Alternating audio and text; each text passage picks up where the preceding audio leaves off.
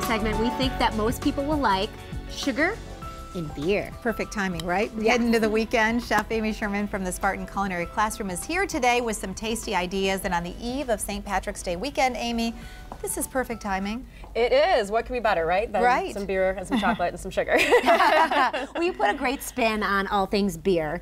Right, because you can incorporate it in so many different ways, which is why I like it. It is People actually don't think about it in baking. They don't think about it in baking, and it's actually a great thing to bake with. Not only is it going to give you more lift, it's going to give your food a little bit more flavor, and it all burns off, so you can still feed it to your kids. The alcohol burns away. The alcohol burns away, but the flavor remains. So. Perfect. So we've solved an urban legend. Correct. So don't worry about it. Don't wig out about it. It's all good. So today for St. Patrick's Day, we're going to make a stout chocolate cake.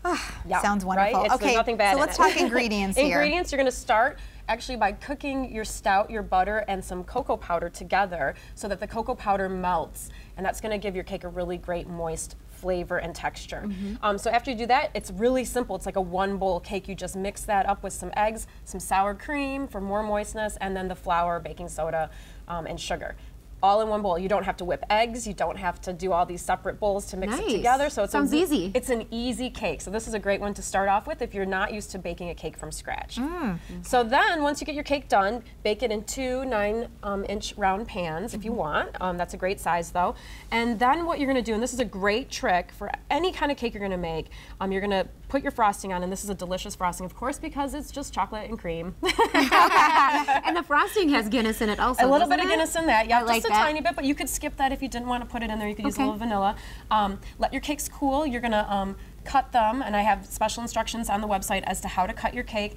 You're going to layer it up with your frosting, and then this is the trick to make a great looking cake. Two things. One, first thing is to take some parchment paper or some wax paper, cut it into little strips, and lay that down on whatever your serving platter or cake stand is going to be. So put that down first, then put your cake down, layer it up with your frosting, and then this is what's called a crumb coat, okay? So you do a real thin layer of your frosting on your cake, and that seals the cake in, and so then you're not gonna have all those little crumbs that get stuck in your frosting and make it look messy and make it look unprofessional. Do that and then let it sit in your fridge or on the counter until it's a little bit firm. So that's your seal coat, kind of. The I like seal these coating. baker secrets. Yes, exactly. Then you can take, this is also a really great tool for frosting. You can get these at local stores. It's called an offset spatula, and it makes your frosting life a little bit easier. And that will help you with serving too, because you could totally stick it in there. And then you put plate. your next coat of frosting on, and see how it's not going to run in together, and so you can frost it really nicely, and it will look good. And you kind of just, I like the natural swirl, because then you're not going to be messing around with trying to make it perfectly smooth. I mean, there's a point where we're all like, screw it, I just want to eat the cake. Yeah. I love this too, because I think that it makes it look like there's more frosting. Well, when it's not smooth now.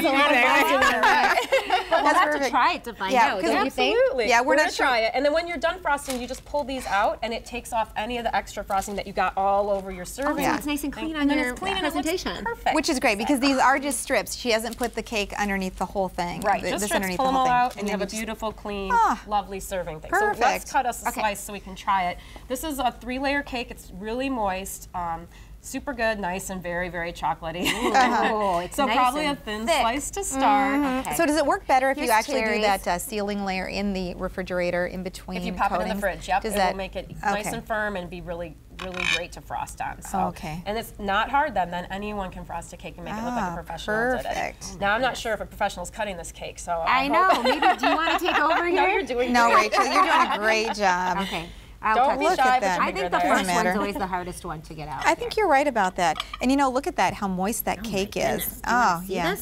That is just it should be nice and moist, and it isn't going to taste like beer. I have to stress that this won't taste like beer, but what the beer does is it gives it almost like a more chocolatey flavor, I would say, because the little bit of bitterness in the beer accents the bitterness in the chocolate. So that's why it's a nice complement for this cake. Amy, let's talk beer, because it's St. Patty's weekend, and you brought in some examples of stouts. Of some great we need stouts, to know about yes, because this is, of course, stout time, so everybody is thinking about it. This is the one time of year where a lot of non-beer drinkers are going to give Guinness a try, and Guinness is a great beer. I love it.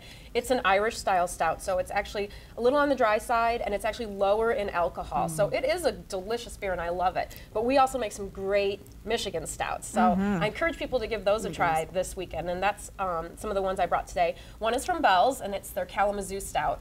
And that's a stout I've been drinking for a really long time. It's one of my favorite beers. I love it. It's a great beer. And then the other one that I brought today as a stout example is from Marshall, Michigan, from Dark Horse Brewery, which is, and we can try it, Rachel. It's right there in the front if you want to pour a little. Yep, pour a little bit. This is a special stout. It's an imperial stout, and these stouts, imperial stouts, are higher in alcohol, so they're a little bit stronger, Dark in color, really dark, nice really and thick. Yep. This is a great sipping beer. This is not, I'm going to St. Patrick's Day party and pounding. You're This sipping is not, this beer I'll be at and Irish and enjoying- Ione you at all day. Exactly. Okay, this You're cake, enjoying I have this. to say, Amy, this is my second bite. This cake is It's so good. so rich and thick. If you try this at home, you will not be disappointed. It is so It's a good chocolatey. cake. Really chocolatey. It's delicious. Very chocolatey. Okay, by but the end really of the great day, with the beer. those recipes will be on our website by the end of the day today. I promise. Right, and great recipes are ingredients from D&W Fresh Market Amen, and try and Family, Family Fare. Fare. a You Michigan can find stout. all this stuff except the finished product. Happy You have St. to do it Patrick's yourself. Day. Happy St. Patrick's Day. We'll be right back.